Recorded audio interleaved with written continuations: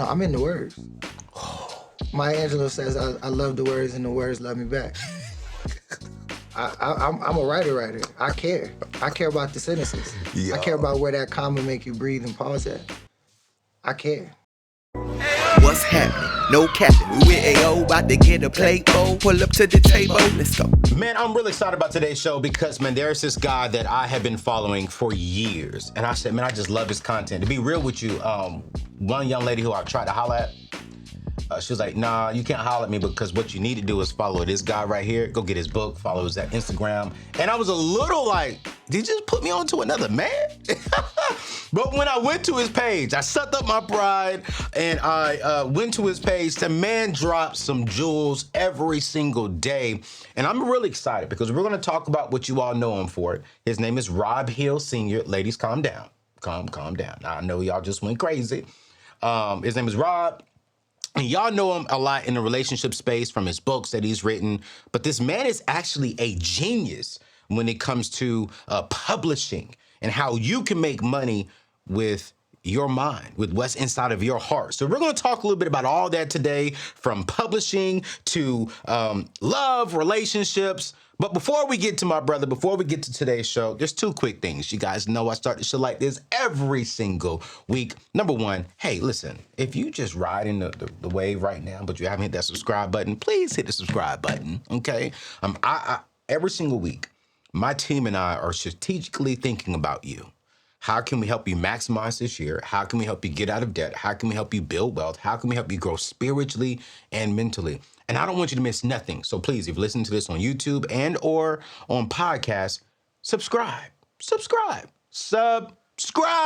for your boy. Then number two is, man, I'm really excited about what we're doing with my partners over there at Ethos. Ethos is providing term life insurance for all of us. And listen, one of the key ways to building wealth, especially within the African-American community, is life insurance, okay?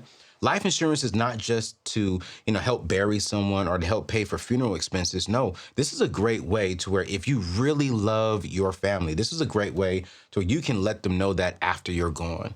Listen, if you got kids and you're watching this, man, this is a great way to help pay off their school. This is a great way to help pay off their homes. This is a great way to set them up to go further than what and where you are currently. I know it's not a popular subject, but you know what? This is something that we need. And term life insurance is very inexpensive, but you can get anywhere from, 100,000 up to 10 million. It all depends on you. I have 7 figures in my life insurance policy through Ethos, and it's very, very affordable monthly. And so what I love about Ethos is you don't have to require any blood work. You can literally do it all online, apply within a matter of 5 to 10 minutes. You'll get your quote back and you could be insured today, because it's not a matter of if we're going home to see the Lord. I'm gonna say it in a good way. It's just a matter of when. And the way today's world is going, we don't know when is. I don't know when is. And I want to make sure that my family can mourn, enjoy, and in peace, and not worry about providing for anything else financially. And when I get married, I want my wife and my kids to be able to move forward and to be debt-free and to have nothing, but really enjoy life. So go to anthonyoneal.com/ethos, anthonyoneal.com/ethos to get your free quote today and to get covered today and allow Ethos to help you. They're not commission-based. They're going to put you in the right policy, term life policy for you and your family. But you know what? Another good way to, when it comes to building wealth, is actually, from what I'm learning, is self-publishing books. It's really about how many of you all have something on the inside of you. You have a story, you have history, and you're like, yo, I could really put this in a book and really make a lot of money. And a lot of you all think that you gotta have this big publishing company, or you can self-publish, but if you self-publish, you're gonna be selling books out of the trunk of your car. Well, listen, I learned right before today's show that it's not that way.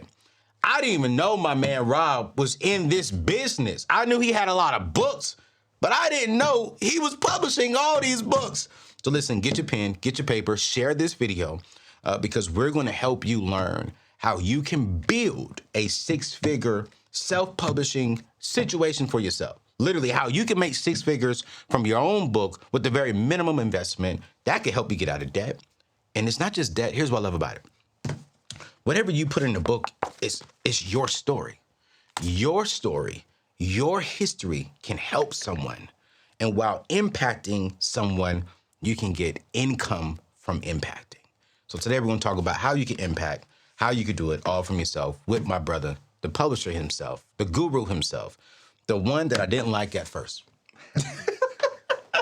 Because the legend was like, I don't want to deal with you because you need to go follow Rob. He talking about love and you don't love me. Rob, what's up, man? Welcome to the table, bro. Man, listen, Doc, how are you, man? I'm doing well. Man, this your first time in D.C.?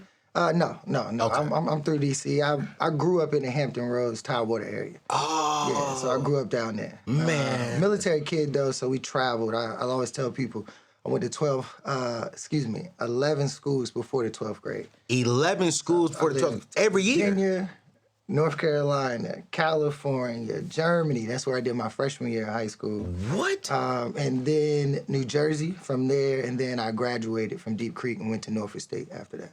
Norfolk State? Yeah. So I speak out there once a year.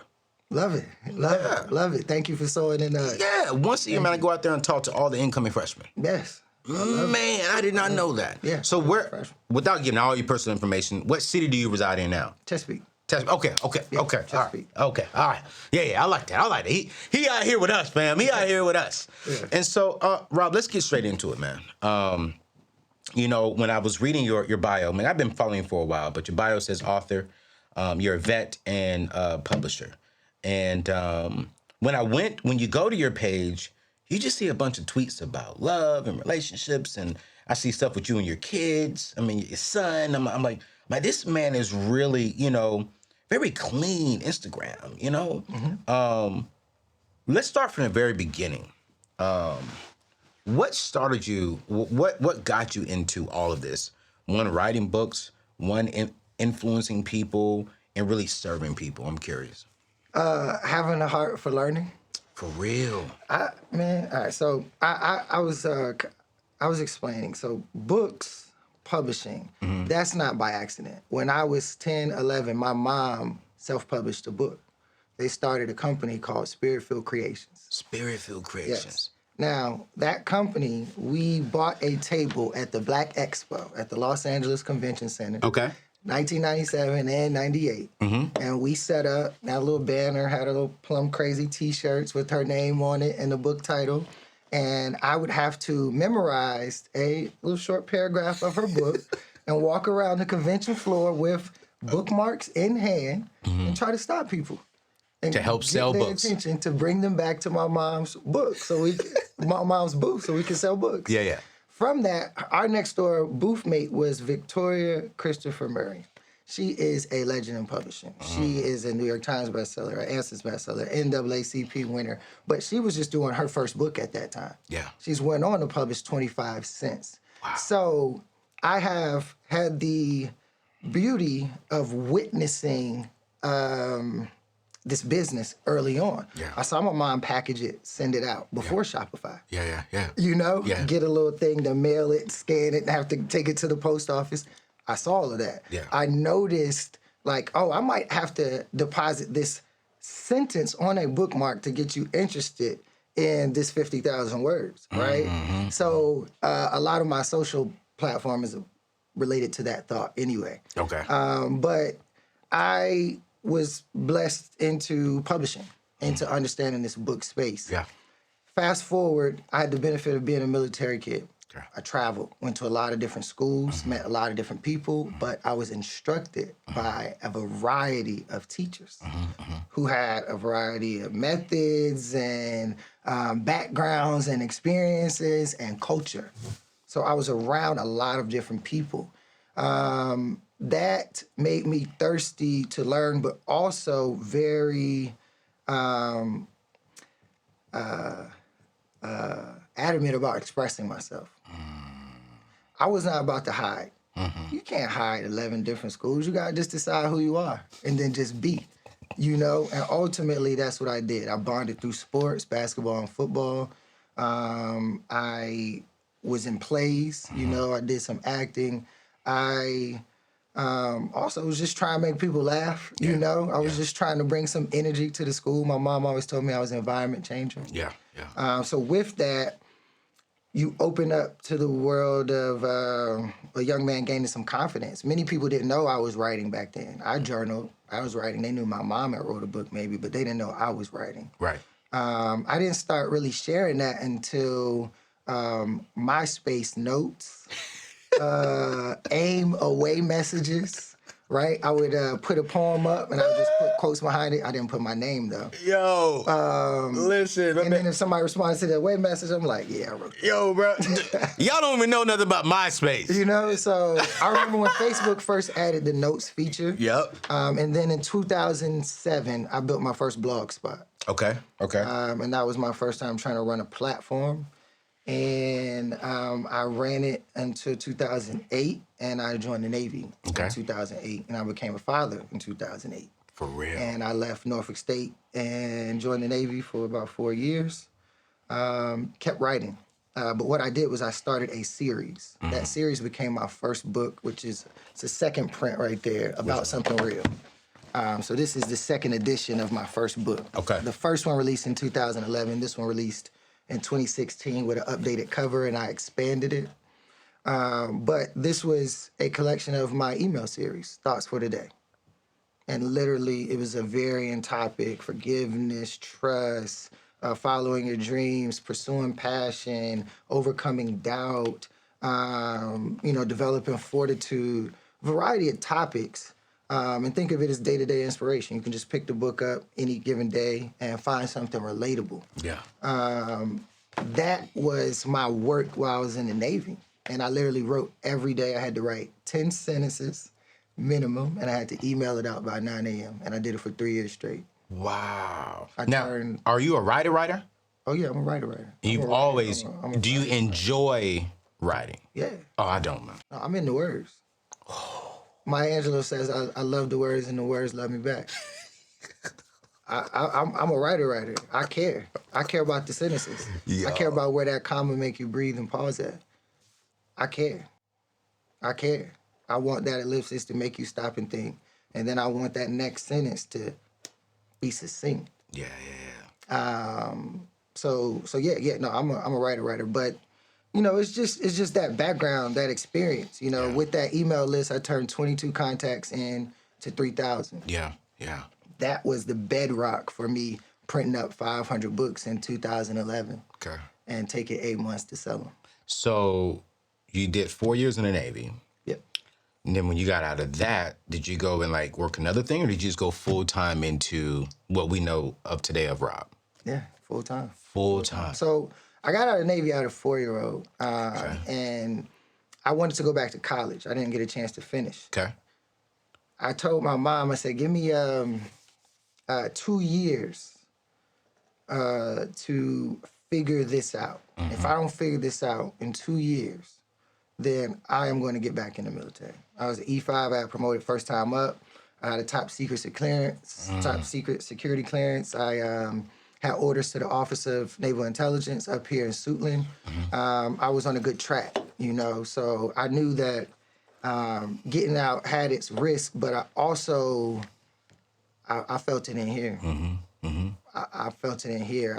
I was bubbling to do what I've been doing. Yeah. And ultimately, it's, I think after those 2 years, from 2012 to 2014, I had 3 books out. Mm-hmm. And we were gearing up to take a trip to South Africa for me to speak in front of 600 people. So a lot changed. Wow. But it was intended, and the seed had been planted since I first learned how to develop a reader in AIM days.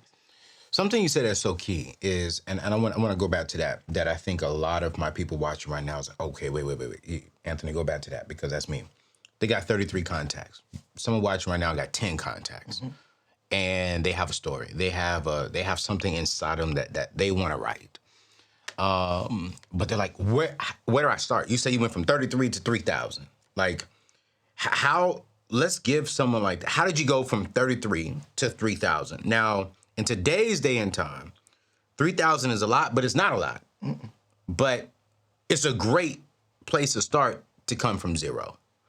So how does someone today, in the year 2022, because you did this back in 2008? Mm-hmm. How does someone go today from their contacts and building that into a base to start their message? Should they just go write a book and then try and sell it? Should they do something like you, just build like a small email list and just start sending them encouraging quotes every single day, encouraging paragraphs every single day? What do you think is the starting point to really start building that list? Well, my intention behind the list was I want somebody to respond, and I want one response each day that says, I felt like you were talking directly to me. I felt like this sentence hit me in particular. So with that, I go back to intention. I know it seems holistic and it seems ethereal and all these things, but it matters because your soul has to agree with this universe. You know? And I think that intention is, if you don't care what 10 people think about your words, you won't value what 1,000 people reading them is. And most people do not care what 10 people think about their words, but I care what all 10 of them think. And I will stop to talk to one of them. And I multiply that. So God has blessed me with some ground to be flexible, but it's really because I respect my reader. I care about their experience. You can't build a list without adding value. I was on deployment when I started my email list, right? The intention was everybody was telling me sad stories, but I'm on deployment. Everybody was telling me this is going wrong, my car broke down, need to borrow this, can you send this, it was this going on, blah, blah, blah. So I said, you know what I'm gonna do? I'm gonna start sending them some inspiration every morning by 9 a.m. I'm gonna start depositing some value. I'm gonna start changing the conversation. I'm gonna be the first thing in their inbox, so when they wake up and think about that problem, but they get this email, now they shift their thoughts. Now they gotta straighten their posture. And guess what? They wanna talk to a person who does that. They wanna talk to a person who cares to have that thought. People wanna follow a person who cares to have that intention. And ultimately, I think that is the philosophy. But I had 2 key formulas. One, consistent quality. I wrote every day. I put it out by 9 a.m., and you could estimate about how long it would be. 10 sentences. It's easy to digest, and I closed it out with just my thoughts, good people, just my thoughts. These aren't commandments. These aren't demands. These are my thoughts. Should you consider them? I hope they add some value to your day. And ultimately, whether they wanted to read it or not, it was going to be there. They could rely on it. When somebody left, their coworkers would say, hey, so-and-so, they just got a job somewhere else. But they used to send us the thoughts for the day. Can you add these 10 emails? Wow. We all just want to get them directly now. That's how it grew. That's literally the formula. To this day, I've never run an ad for a book. I've never run an ad for an event. I've never sold a book off of an ad. Wait, Rob, I wasn't expecting that. Pause. Publishers are doing ads. I know. You even have other influencers out there dropping a lot of money in ads. I know. You ain't no small time. Look at your numbers. You ain't no small time influencer, man. You got 700,000 followers on IG alone. And you trying to tell me you never ran one ad for any of these books? Never. Could show you my Facebook dashboard. Why? Could show you my IG. Now, you got someone watching right now, because I got a lot of influencers who follow me saying, well, that makes no sense. He missing out on a lot of money. Why? Why has Rob, with all of your success and fame and huge following, what's your thoughts behind that?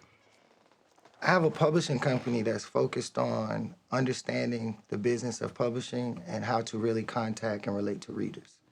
I have a company that's related to mastering that distribution model.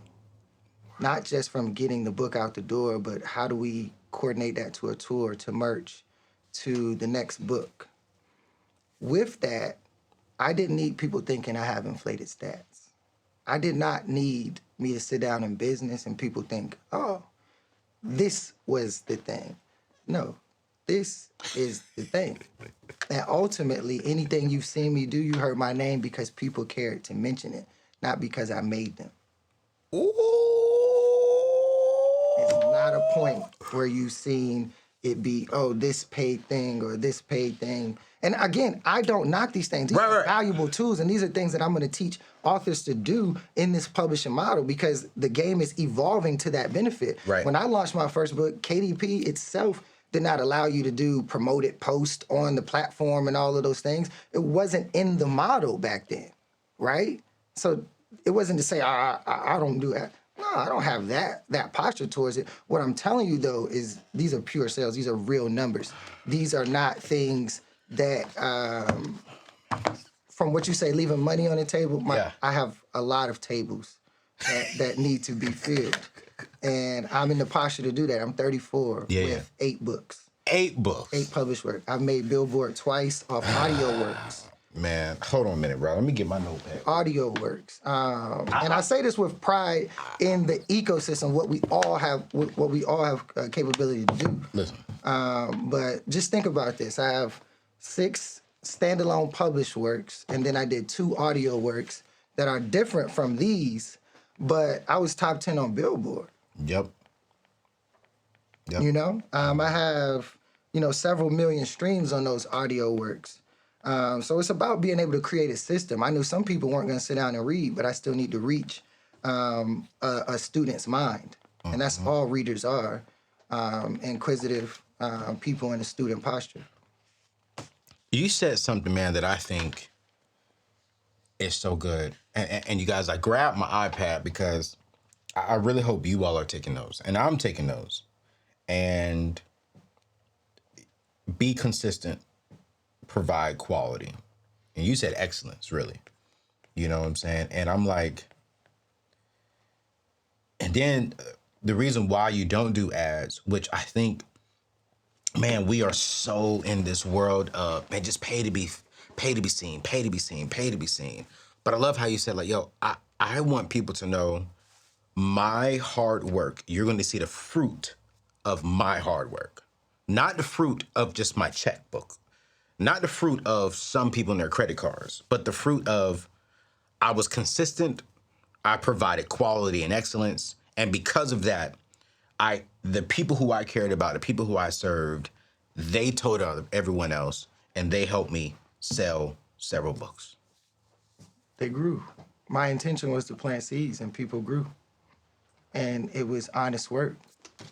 And ultimately, I think that that's been the substance of my work. That's been the formula. I am here to write for my growth, to figure out what I'm trying to learn too, and it's a blessing that other people can learn along with me. But everybody gets to decide what position they want to take in the community. I want to be an elder. I want to be somebody who's around with wisdom.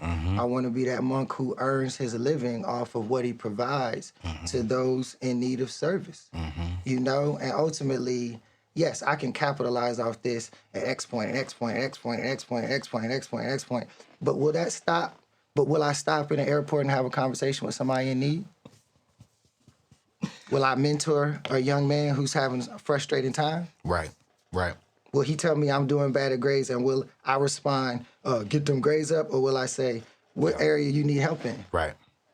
Call me. I know somebody who tutor in that. Right. See, everybody's focused on moving the masses, and I get that, but you can't move the masses without individual hearts. And believe me, the relationship to my work builds a relationship with my reader that it cannot be, it can't be exploited in some goofy way, man, where I have to, I don't know. I can't gear up that energy because God has already made this beautiful. He's already made it substantial. He's already made it a fact. Yeah. If your belief can catch up with it, we can do some amazing things. And for most people, their belief can't catch up with it. So I give this story. Yeah. I was studying love. I was studying relationships. I was studying growth. Let's just show these 2 books, for example, right? And I was committed to understanding how to grow. So this was a variety of topics, right? But this book says, I got you, restoring confidence and love and relationships. Got you. All I wanted people to get was a little bit more confident in their walk. I didn't want you to run off the cliff and say, I'm just falling in love. I didn't want you to say, the next person I meet is going to be the one I love forever. I wanted to restore your confidence in the overall process of what love and relationships were. Yeah. My book that preceded this was called For Single People Who Still Value Relationships. Is that so one I was building on. It's not here. Okay. I missed that one. Okay. But I was building on that, right? Now, I want to give you a story of readers. Yeah. Right? Because it applies to this just because it was intentional. So a young lady, she tweeted my book out in 2017. She was reading it, right? She was excited to be reading it, and she shared it. Mm-hmm. I'm thankful that she shared it. I should have got on your Wi-Fi, brother, because this would be a little quicker. Yeah. But so we can get you on if you want to. Hold on. All right, boom. So look, it's a beautiful story, but and again, this has nothing to do with me. It's everything to do with how the Spirit moves. Yeah. This was an update post. It's been a year since he slid in my DMs on IG because of similar posts. So she posted a book, and he said, the author, let me know how the book is. She's 20 pages in. They'll check out. They met up, right? This couple, she's been following me since 2013. So this couple, so that was 2017, right? Right. 2018, they're celebrating their 1 year anniversary. What? Do you see that book right there? I see it. These two. He put that in their anniversary gift. Wow. They said the love continues, right? Years, guess what they just sent me?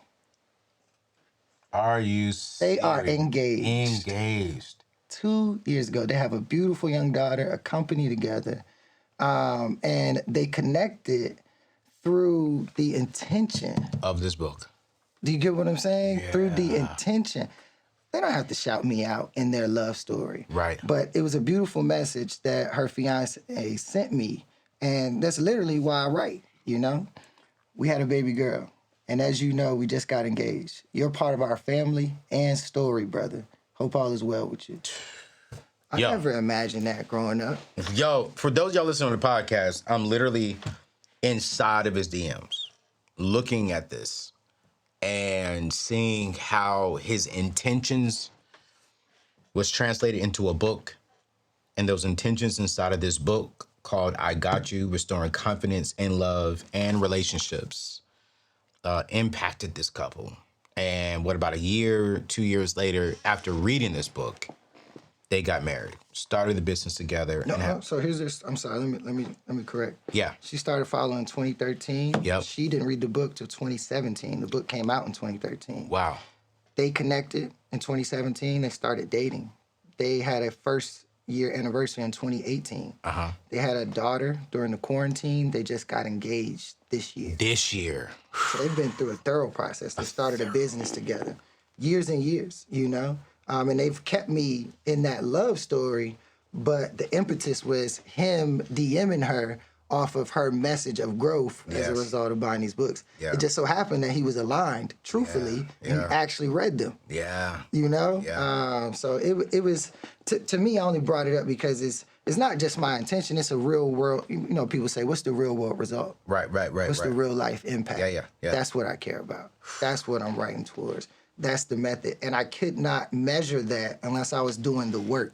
I couldn't measure it unless I was just trying to be the biggest on social media or have the biggest bottom line, right? It's how do you interact with this work and how do you multiply its impact, you know, through actually being a vessel of it.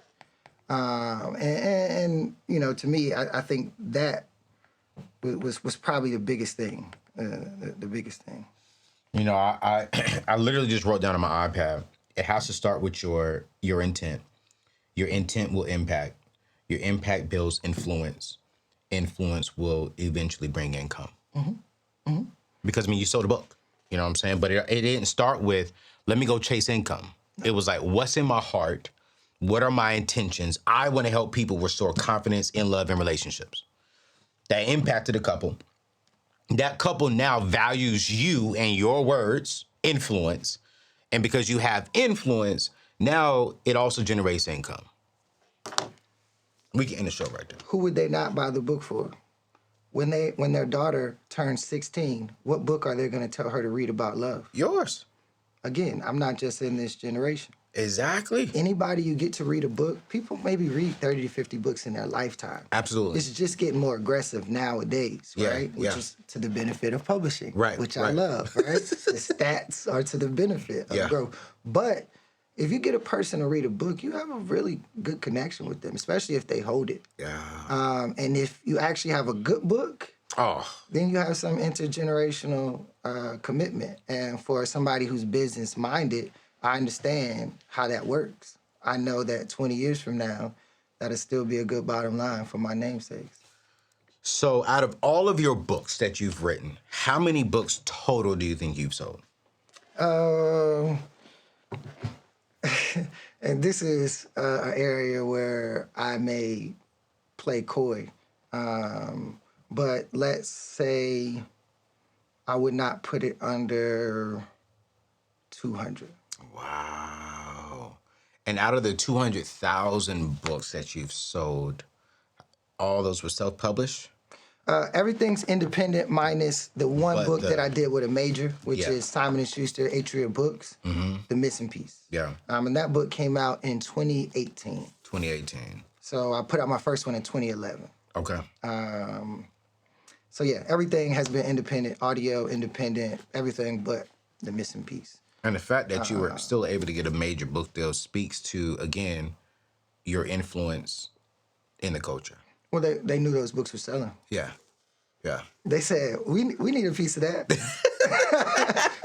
They said, oh no, that's our level of business going on over there. Yeah. Come on in this Come house. on in. Yeah. You know, and ultimately I needed to learn some things and go Yeah. through that process and understand how they build and negotiate contracts and how to do it. I had a black editor. I had a black senior editor when I signed on. Yeah. So it felt good, you Yeah. know, and that book has been an awesome addition to the catalog, Yeah. for sure. Yeah. Yeah. So let's go there. You got a little something right here. Where? On your right. All right. On my right eye.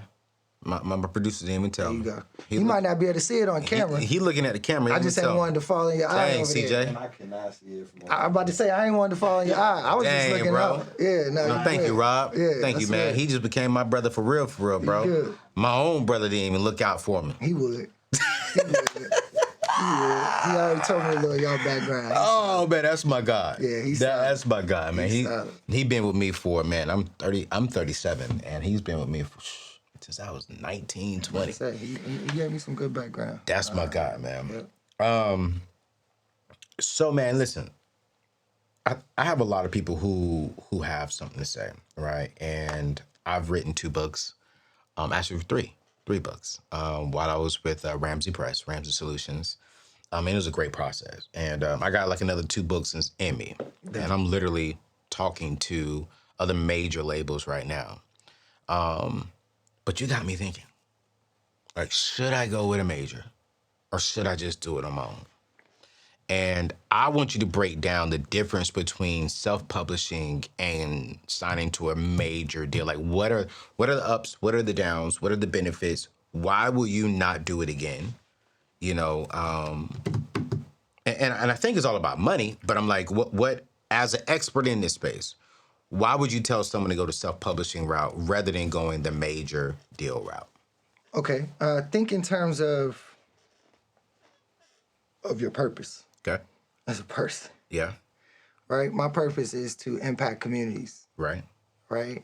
I cannot do that without access to my audience. A major publisher does not give you access to your audience. They don't tell you who you're selling the books to. They don't tell you their contact at the bookstore. They don't teach you the distributor. They don't tell you the process. Yep. They show you the candy at the front door and they say, deal with whatever you got after that. And while as I understand that, my goal was to impact communities. So I need to know how to get my hands dirty, you know? And with that was learning the publishing process. Naturally, I was exposed to it, so I had a lot of respect for it, right? But beyond that, I see the fruit in actually, like, I wouldn't have been able to do what I've done if I depended on the major. You get what I'm saying? It was because I chose, and I like to reframe this just for the general conversation. It is independent publishing, not self-publishing. The reason why we don't say self-publishing is because you are not a lone wolf in this space. You have editors, you got designers, you got like a legal team. You have all types of support that you will go through to get a book done, right? And you're just doing it from an independent fashion. We respect that in the music industry. We need to respect that in this older space, right? And what we are trying to do is be one of those independent labels pushing a top to bottom model, right? Right. So in that, with that book, The Missing Piece, let's just go down to let's break it down a little bit technical. So we talked about purpose, right? And now that people understand my purpose in that, naturally, if I want to impact communities, I need finances, but I need access. So access allowed me to develop some finance through serving them through actual products, events. I did nonprofit gatherings like Thousand Kings Walk, gave out 10,000 in scholarships, a lot of different things, right? Yeah. This book, in that contract, so they say, hey, we're going to give you X amount in an advance. Now, what a book advance does is it makes you comfortable through the production process. It does not pay you your book's value. Right. It does not pay you an estimated worth, any of that. Right. They decide, let me look at Anthony. Let me see what Anthony got going on. This your number. No, based on industry standards, and we've been around for thousands of years, pirating collections of work that we weren't supposed to have license to. Right. And this is what we're willing to pay you. Oh, man. Now. But that's not the value of my work in the book. It's their calculations. Who's to say they have a full respect for Anthony's experience? Who's to say that this industry, who was founded during the bedrock of times where their favorite joke was, if you want to hide something from a black person, put it in a book. Yep. Guess what, Anthony? Your market's not that big. Ooh. You know, your reading audience, we see it moving, but it's not that big. Yeah. You're lying. That's not true. Yeah. I grew up around black people, and there's a lot of us hungry to learn. Whole lot of us, man. You need to adjust the vernacular in these books. Whole and lot. I guarantee you, these sentences start digesting different. Yeah. Now, that's where I'm meeting people, And ultimately I'm not writing to prove to you I'm smart. I'm writing because I hope some things change in our lives. Period. So, the technical aspect. They give you that advance. That advance is recoupable, meaning before you receive a royalty, they are going to want that money back. And meaning your book has to earn out. Yep. But they have a tricky formula for this earn out process. Yeah. So we're gonna give you, let's say the average industry standard, 8 to 12. If you have some leverage, maybe you'll get 15%. Right, but let's just work within that 8 to 12. Right. 8 on paperbacks, maybe 10 to 12 on hardbacks after you sell over 10,000 or however many copies. Right. It's always going to be some contingencies in there. Now, with that, that means if they sell the book for $1 or whatever, your dollars aren't whole anymore. Your dollars actually represent 12 cents of that dollar. Do you get what I'm saying? Yep. So, so the math works against you because their industry is you doing business with all of their friends. They have a 90-day resale with bookstores. Yeah. Yeah. If it doesn't sell, they have to buy it back. Yeah. So yes, you might have sold a book, but if that store still has inventory, and they sell it back to the publisher, guess what? That sale comes back off of your balance sheet now. Yep. So it's almost impossible to earn out unless you have a rocket smash hit. Yep. Right? But even then, you're earning a fraction of your value. Michelle Obama's publisher was happy to say that they paid her somewhere around 30, 40 million for her book. She sold 1 million copies in 1 week and went on to sell 10 million. Her book generated $250 million. Minimum. Do you get what I'm saying? Minimum. So she Take broke away through her 30 million and got more money on top of She that. earned them that 30 million times 5 Yeah, or 3, exactly. right? But then ultimately what she did was start enough to find 10 Toni Morrisons. Yeah. But they're not going to tell her that. They just going to keep financing their industry, right? And they're going to say, hey, you earned 40 million. People don't make that off of a book. Let's tell everybody. Right. But they're not going to tell her what she generated. And Michelle Obama was going to do that with, who was the publisher of her book? I forgot the name of it. Exactly. Yeah. That's why we're at this table, Anthony. Did you hear what I'm saying? You don't even know the publisher of her book. Nope. It wouldn't have mattered, would it? Nope. There's Michelle. Your audience doesn't care who the publisher of your book is. They really don't. They care what you put into it. Yep. Period. And ultimately, in the old world, when the publisher made you, it was cool, it was understandable. But now people are making themselves. They're reaching other people themselves. So you have that bad setup from the jump. Yep. Now, let's get into, I guess, the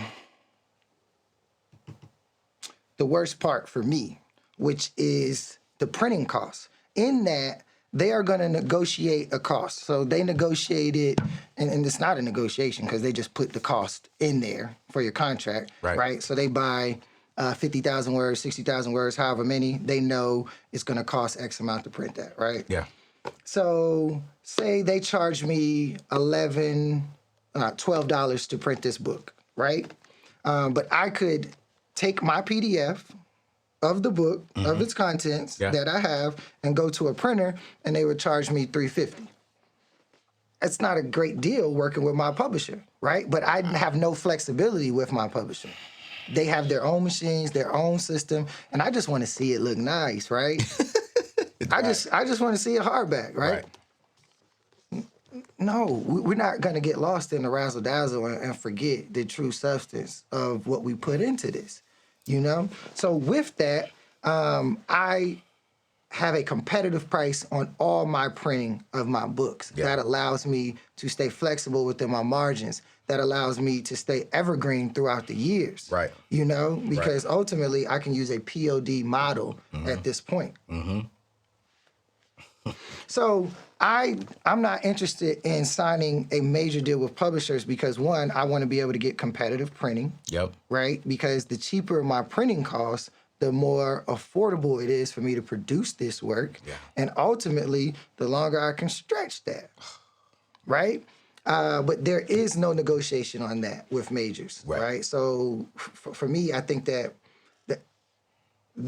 cuts into what I believe is my margins.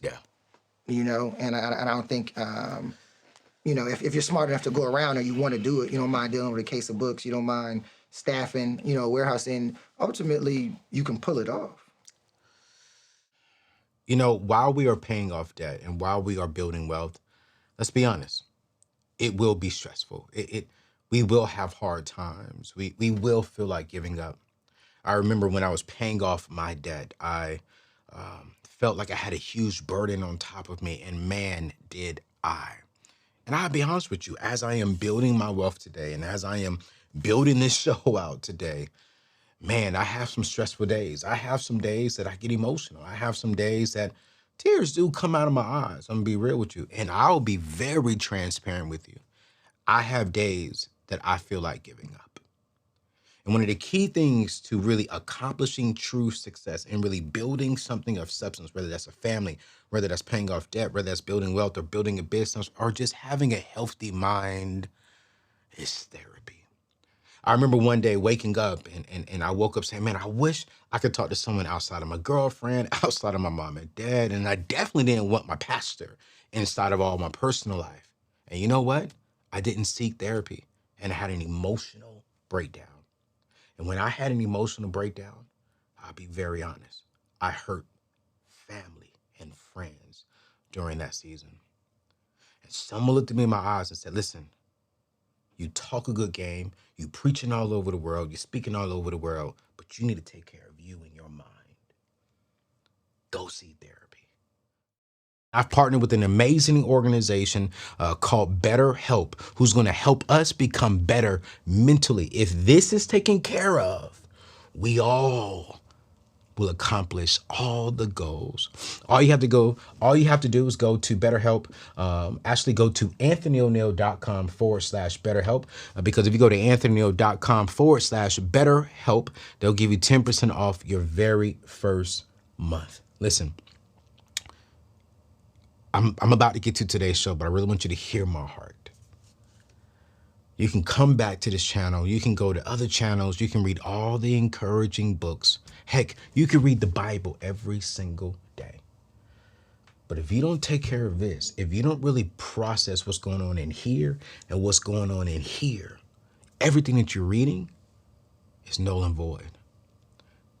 Allow therapy to help you out. Join me at BetterHelp. I go to them 2 times a month, and man, I feel good when I leave. I leave refreshed, I leave renewed, I leave revived, and I leave saying, yo, I'm ready to get back in front of the camera. I'm ready to talk about what today's topic is. So let's get to it. Listen, go to anthonyoneal.com/BetterHelp or click the link in today's show notes. Let's get to it. Well, we just now tuning back into the show. It's your boy, Anthony O'Neal. Yeah, my bad. Goodness gracious, man. I got Rob Hill Sr. at the table with me today, man, and he is shifting my mindset, and he's really teaching us some things on how we can take our message, our story, our thoughts, and turn it into a 6-figure book that can help you out.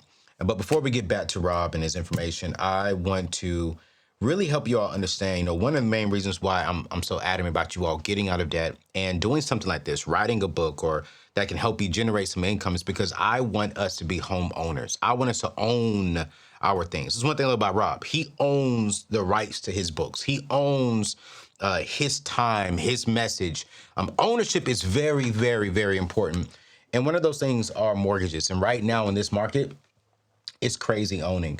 I partnered with a company called Churchill Mortgage that has financed all of my homes. And in the competitive market, you need an edge over other buyers who want the same property. So Home Buyer Edge by Churchill Mortgage, okay? Home Buyer Edge is a new thing that they are throwing out. And I absolutely love it. I wish I had this when I purchased my home. Will help you in today in this challenging market. It's a true advantage. There's a couple things here real quick. You'll receive a lightning fast pre-approval through Churchill Mortgage, okay? You'll get access to Knowledge Mortgage Advisor and receive a free consultation. And they're really going to just break this this thing all the way down for you. I said hold down. We're going to break it all the way down for you. You get a certified pre-approval, which means that they pretty much have everything already verified. They went through your income. So you are pretty much a guaranteed pre-approved home buyer. But here's what I love about it, is that they're going to give $5,000 seller's guarantee, which offers the seller $5,000 if you are denied for any reason other than matters revealed in home inspection, title, survey, appraisal, or seller's failure to perform under contract. They are going to provide the seller with a guarantee of earnest money in the event the purchase agreement cancels due to your financing. This is massive because right now the market is just crazy. If you're not going in offering overpriced and you don't have cash, man, people are losing houses because of cash deals. Well, Churchill is going to partner with you. You don't have to have a credit score. You don't have to have 100% perfect credit. And they're going to help you go in there and be a stronger buyer with giving you a certified pre-approval and giving you money at the table, guaranteeing you like, hey, we are a certified buyer. You can go to anthonyoneal.com/Churchill, get with my friends, tell them Anthony O'Neal sent you, and they're going to take good care of you. Y'all are always asking me, who can get me approved if I don't have a credit score, AO, if I don't have any open trade lines? Well, my friends over at Churchill Mortgage. So I got my boy Rob at the table, man, and I'm telling you,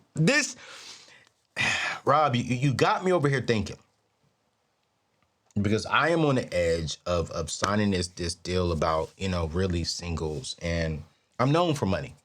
And I have a course called the Singles Blueprint, and did very, very well. And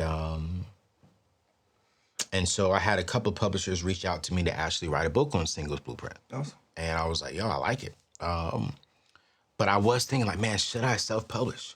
And here's why I say self-publish, right? I want to get your thoughts on it, because one of the things I did learn while I was at Ramsey was it's really not about like, cool, getting the accolade, hitting a bestseller list is great. But hitting the bestseller list doesn't necessarily mean you made a lot of money. Mm-hmm. And it's like, for me, I'm at a season of, I want income. I want to impact and write a book that helps people, but I really don't care about making a list. I really don't care about the New York Times bestsellers, because to me, you can sell 1,000 books and be on the New York Times bestsellers. To me, it's almost like a beauty pageant, on that. And I'm not knocking no one who made that list, because my mentor made it, I have friends who have made it, and heck, I've made several lists. But I'm like, what's more important? A list? Jay-Z said, we were praising Billboard, but we were young.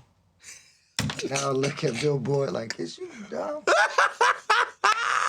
Ultimately, it's like, the list is cool for people who are flashy, tangible results, actually having readers.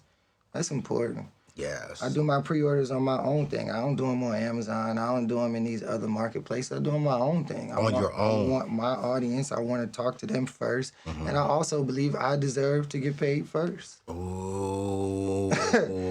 I'll split with you Amazon when I'm ready. It might be 30 days later. It could be 15 days later. But I'm going to split when I'm ready. I respect your marketplace. I respect your store. Yeah. And I want to competitively participate in there. Yeah. Right? But I'm going to try to meet as many people where I am. And then I'm gonna come to you. So wow. I was still an outside person, so it's like I'm still gonna come to you. So for me, it's like you are already Anthony ONeal. You've already made the list. You've done those things. Now put your heart and soul into a piece of work and trust your system, trust your ecosystem. Trust your friends. What if the publisher is gonna say, "Hey, can you get your friend to post this?" I didn't need you to give me that. You get what I'm saying? Mm-hmm. Hey, do you have any friends over here? When I got on Breakfast Club, it was off of tags.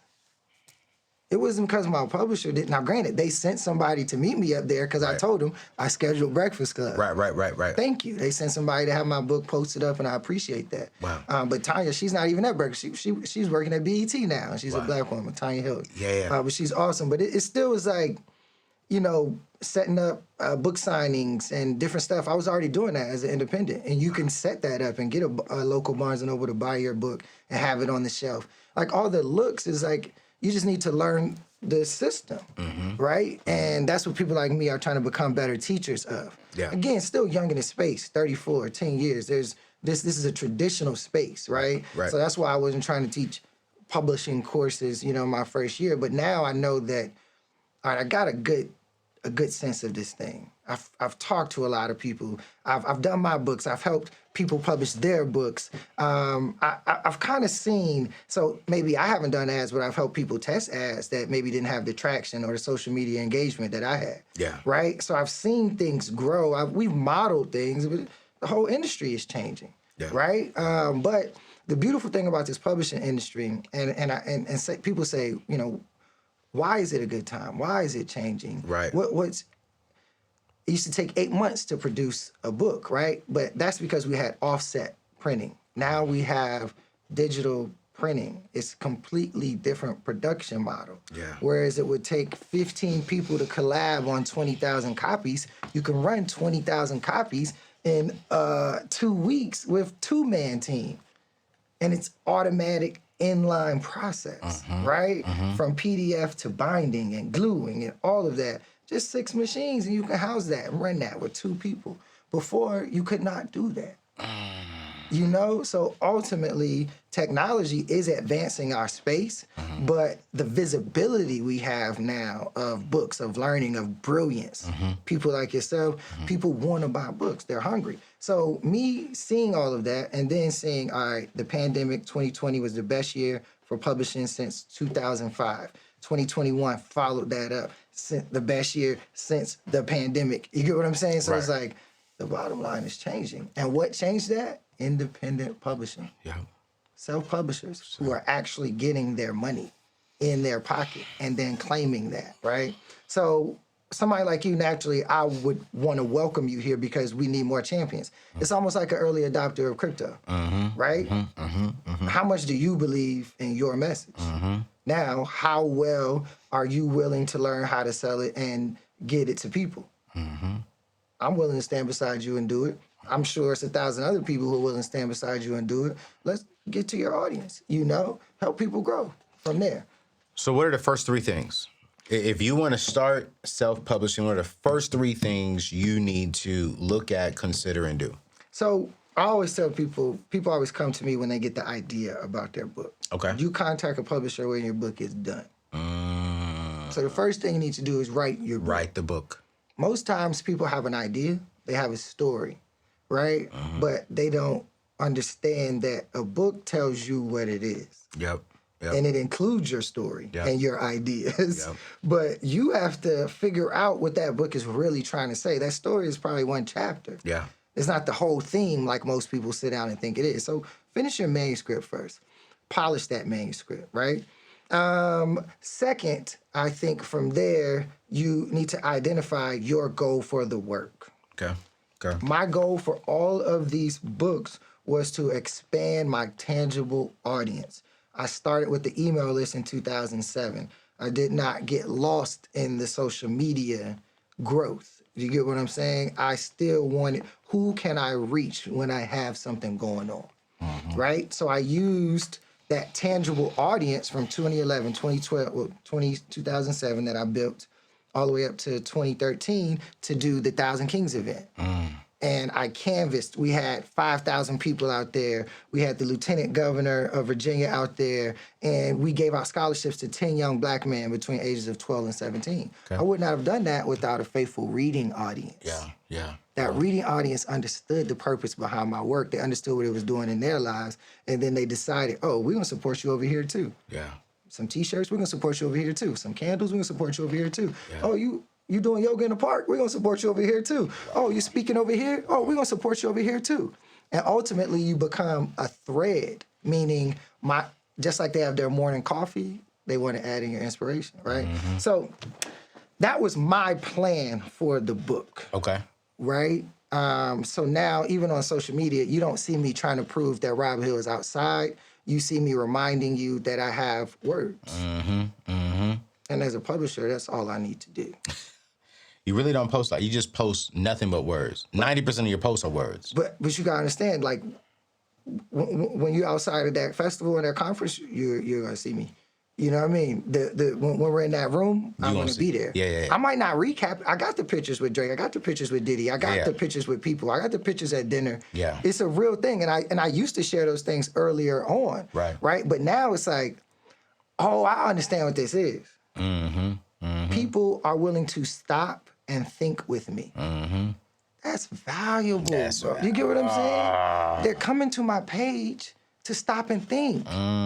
When they're angry, when they're frustrated, when they're happy, when they just were overwhelmed, they're coming to my page to pause. To pause and think. Intention, right? So with that, I know the intention behind each of my work. So once a person understands the intention behind their work, then they will understand the proper way to distribute that and who to distribute that to. And then from there, it's a little easy. If you don't want to get in the weeds, if you don't want to get to know your audience, if you don't like talking to people, yes, maybe you should go to a publisher and be propped up. I think that is good. You get what I'm saying? Right. But I do think that if you want to really, I call it, get a better hug from your audience, you got to step down off the stage and meet them. And in that is learning how to reach them. And sometimes you might have to write to them every day for 3 years before they're willing to buy a book from you. You know? So for me, I don't know how to turn a quick model. I do know how to build a solid foundation with books and grow from there.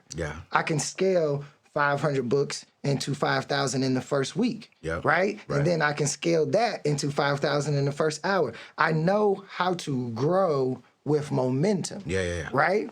Now, we pair that with some automations. We pair that with some ads. We pair that with some influencer marketing. Yeah. We pair that with some peer-to-peer interviews and press. We pair that with some creative products. We have an ecosystem. Yep. And each book is a stream of income. Yep. An ecosystem. Yeah. A course. Yeah. A different thing. Yeah. Do you get what I'm saying? Yeah. And from there, it's more valuable. Now, you've mentioned that former publisher 3 times in this conversation. Yep. Right? But we still don't know the title of your books. Yep. Now, granted, this is your platform, so we know the title of your books. Right. But it's like we fall in love with that publisher, so we need to start working with publishers that actually love us back. That's all. Rob, you dropped a lot of jewels today. You dropped a lot of jewels, and you got me thinking. You have a great audience, man. You gotta do it. You gotta do it. I know the publishers are looking like, please don't change your mind. Again, also, or they should be looking at you like, Anthony, we understand that you have been exposed to some different information. Yeah. We are meeting the times and we are evolving too. We are not going to stay a dinosaur industry. We are going to serve the needs of our thought leaders, right? Because they don't have the industry if you don't have a spirit to want to share something. If you aren't tasked with experience, if you aren't going through real life, they don't have an industry. Yeah. That's real, bro. Y'all, anyone can do this. Yes. And everyone has a story to tell. Everyone has some information. Everyone has some knowledge. Everyone has a unique perspective of this world. Yeah. You know? Yeah. And that is important specifically to your community. Mother Teresa says, if you want to change the world, go home and love your family. So you learn how to tell your story to your family in a way that brings y'all together closer. I guarantee you, your community will follow you. You know, and it's so funny that you say that because I get a lot of heat sometimes because when I say this, I don't think a lot of people understand it, but one of my main concerns, not I would say concerns, my mission that I feel God put me on this earth to do is to help my community, people who look like you and I, get out of debt. And when I say that, I've been told by very well-known people, by celebrities, well, your people are only 13% of the world. Mm-hmm. Why limit yourself to 13%? And I promise you, sometimes I'm like, do they have a point? But then God never took that off my heart. He was like, no, I want you to help, all people, but I really want you to focus on helping Black people get out of debt, get out of bondage, build wealth. And man, listen, when I really started focusing on Black people, I lost some other races, but man, my tribe just grew. And it's so funny, now the community is following me. Now I've created my own community of Blacks and whites and Hispanics and this.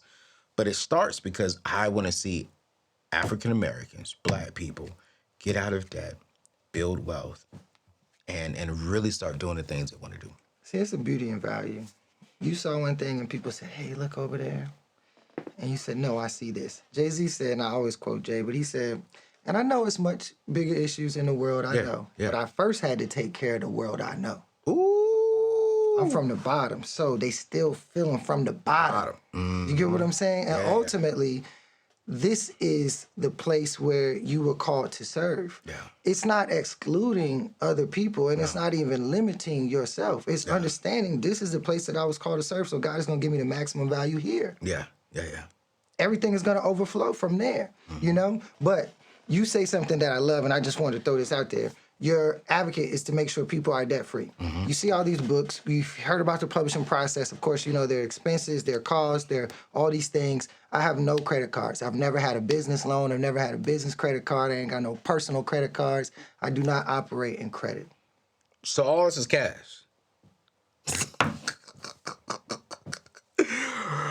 I knew I liked this guy for some reason. Oh, man, bro. No business credit loans, no business credit cards. You operating out of straight freedom. Bag. So that's straight back. When you sell something, that's back in your account. Wow. That is support for me and my kid. That is flexibility. That is, all right, you want to go spend a week in New York? We're going to go to the Madison Square Garden. We're going to go to Barclays. Yeah. We're going to see both, you know what I mean? We're going to eat good. We're going to go get us some shoes. We're going to go relax. Next year, we're going to be in L.A. And that's what we do for his birthday. That's what we do, you know?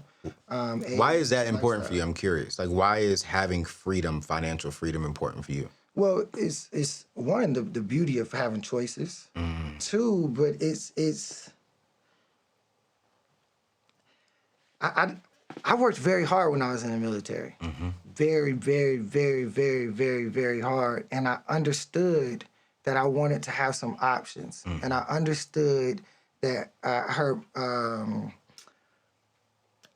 Bishop Hilliard say, I.V. Hilliard, he said, you know, you don't get your worth, you get what you negotiate, right? And I start realizing that, you know, there's a cap here on this energy, and I'm giving them 15, 16 hours a day. And I just know it's worth more. So the freedom part is, I got out of the Navy because I wanted to walk my son to school. My why is a little bit different than most people. I want the comfort of being able to leave out of this gate, take less than 50 steps, be at this school, and go back. And when other kids or parents are late to pick them up and they can say, hey, Rob, I know you're next door. Can you go grab Isaiah for me right quick?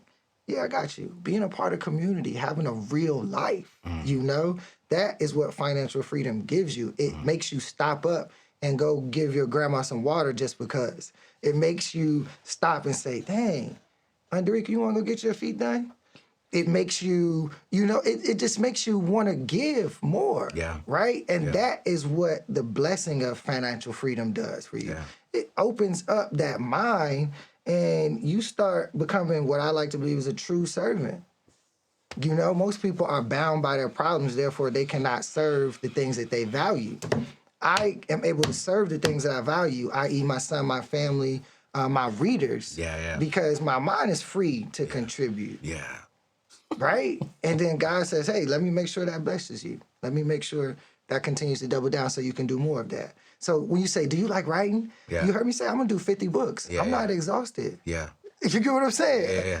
These sentences are going to flow until I cannot move this wrist anymore. Oh, man. And then from then, I'll Bruce Lee and I'll talk it out.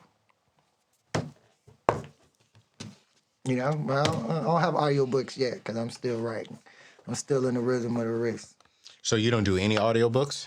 I do audio albums. I like to do projects. I like to work with original producers, come up with books, and then be able to make Billboard. And be able to reflect us writers in a different light. You know, I'm trying to get wins for us as a group because it's like we shouldn't be pigeonholed. We are diverse. Shakespeare was the most popular person of his time. It was ball players back then too. This is a different ecosystem, you know. Writers, we get a chance to be remembered in somebody's heart. You know what I mean? Like in their soul. There's a quote used to go around. It's like, if you date a writer, you live forever. Uh-oh. I need to be a writer then. you got them books. I need to be like, yo, listen. You date me, you're gonna live forever. So. Yo, Rob, man, I wish we had a 2-hour show. This has been definitely my top 5 shows since I've had a table. Well, thank you, brother. Because the wisdom we can show, we can see your passion, we can see the intent behind your heart, and it's so pure, and that's why you're Rob. I literally thought you were just a love guy, but there's so much more in you, and I see it, and so. Now, do you have a way to where if someone watching right now wants to learn more how to do this, do you have a course? Do you have access where they can reach out to you to learn more about this? Yep. So I like email still, old school. Just send me an email. My contacts on all socials. I do have a course that we're developing. It's aspiring writer to published author. I ran a pilot of that course with about 15